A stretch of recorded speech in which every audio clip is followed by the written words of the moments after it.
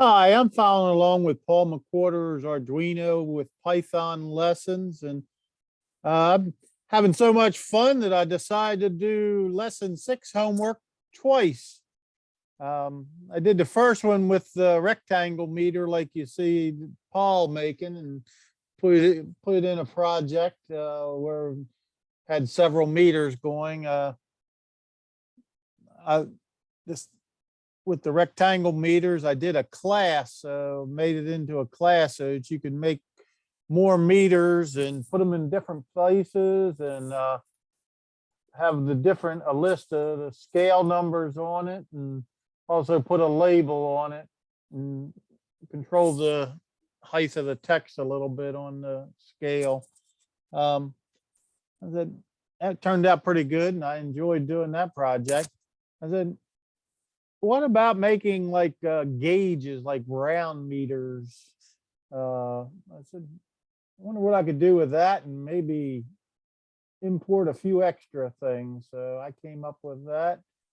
So as you can see, we're now putting in a mess of stuff in here when we get it. So now I can control not only the position, but now the diameter of the meter as well. So I can make them different sizes. Still have my scale list in here, but now these two things, these are two new items. So now we can control where the scale starts around the circle and where it ends around the circle. So that's kind of cool.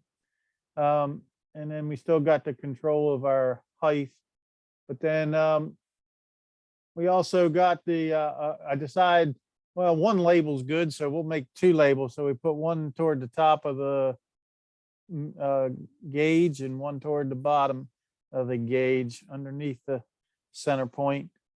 So got a lot more things we're pulling in. One thing I did do when we were working on the other ones, and I don't know why why I changed up on doing that, but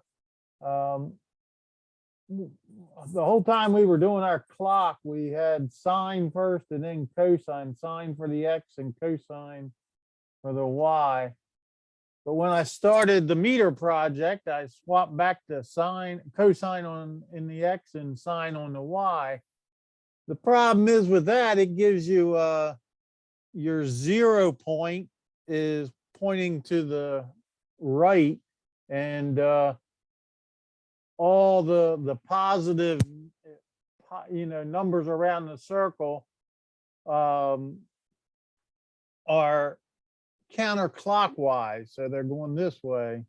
So you got 0, and then you got half pi and pi 1.5 pi and back around, but they're going counterclockwise. And all our meters and gauges, at least ones I know, go clockwise. I said, if we put it with the sine first and then the cosine, like we did our clock, everything's going to go clockwise. Plus you get the added benefit of 0 being straight up. So if you decide you want to make your meter start here, it's maybe negative 5/6 pi and positive 5/6 pi over here. So and to me, it made it easier in my head to figure out where to put the start and stop points on that. So like I said, I'm gonna leave this up. I'll scroll back up a little bit. I'll leave it there for a second in case somebody wants to check out the code. I'm not going to go over it. Basically, we're just putting a bunch of circles instead of rectangles or boxes, I guess, doing the cylinders instead of boxes. And different labels. Now we got two labels here. Still putting our ticks around, but instead of having hard numbers here, we're bringing whatever numbers in off our initializing. When we initialize it, we're bringing in our starting and end spots. And scroll down a little bit. Still doing most of that. Okay. Then we'll go down and see, and like I say, it's a little longer to set them up. You got a little bit wider here, but you got, like I say, you got the diameter, the position as a vector, you got the scales, the list, then you got a starting point. So, you know, we know our pi, it's around there, so it's different, got pi on almost all of them. You could put a hard number in there, but you just have to figure out where it was. The 2 pi around the circle. And I decided to set up a whole, like a car dashboard a little bit on here just to show all the things on it. So one thing, this list that we got, like I say, I got numbers for like an amp meter, whether it's charging or discharging. You can go from negative up to 0 and then that. You don't have to have your number starting at 0. Like for my battery volts, I got it starting at 11 and go to 15. And you don't even have to have numbers on your display. So I got my gas tank and go from empty, quarter, half, and full, and text numbers. Works out just fine. You'd have to, you know what you're getting in anyhow. So I didn't add a bunch of extra. I got 7 gauges there, so I didn't feel like putting in. Well, I don't even think the Arduino got 7 analogs. Have to find a couple extra analogs on there or something. On a Nano, maybe it's got 7. But anyhow, I got 3 of them where I'm getting data in, and then the last 4, I just put a number in there just to do it. But so we know that we got coming in from so I changed up my update a little bit on this one as well, because we're already having the start and end points. There wasn't any need of doing that. And let me see if I can compare it to the meter class over here. So on this class, we put our data, our in, start, out, in, start, in, min, in, max, out, min, out, max. So we already have when we made our meters, we put the start and stop point. So we already have that number is what we need. So we have the min and out and the max out. So I didn't need to put those in our when we're updating now. So I just put the data and whatever the input was, the minimum and the maximum of the output. So like we know our pots are giving us these numbers, but when you're doing your own, I said, well, you know, I think this one's for the temperature of the water. So it's 0 to 200. And I just put 140 and it automatically scales it that way. Same way with RPMs. And then in our, this is our battery one, 11 to 15 volts is what the scale is. So I just put in that. Same numbers there.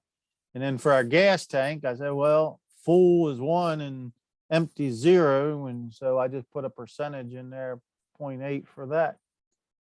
So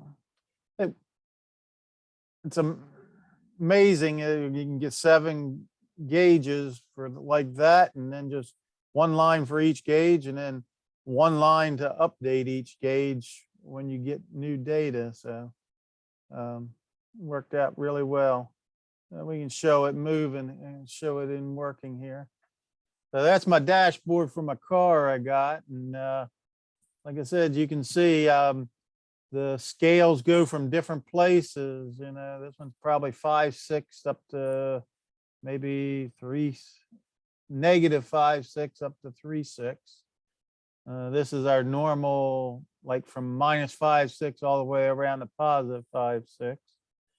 This is probably 5, 6, -5, 6 to -1, 6. This one here, we're probably going from, I don't know,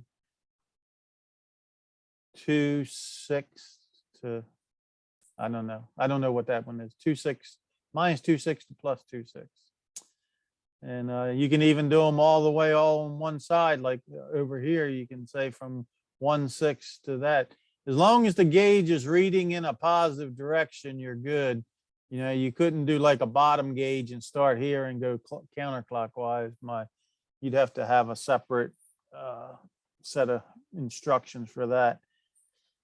But and like I said, you can see over here that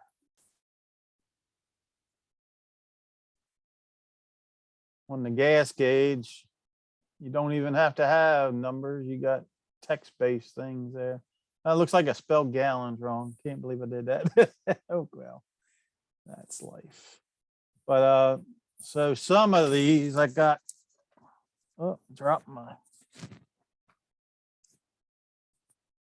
screwdriver. Let me see if I can change them. So let's get it back over here to the middle. So you can see the gauges that are connected, the discharge charge ammeters working. And I think the oil pressure I got hooked up to one. Oh no, I'm losing oil pressure. That's not good. And I think I got the big one in the middle tied to it too, so we can go. I got a fast car. It'll go all the way up to 140. But I better stop. Better not talk and drive at the same time. Anyhow, it was a fun little project, and I only took an hour or two after doing the rectangle gauges. I said, oh, I got this under control, and just got them up and running. I said, well, what can I add to it? What can I add to it? I think I got enough added to it now. Anyhow, thanks for watching. Thanks, Paul, for all you do. You making me a better programmer for sure. Look forward to the next lesson.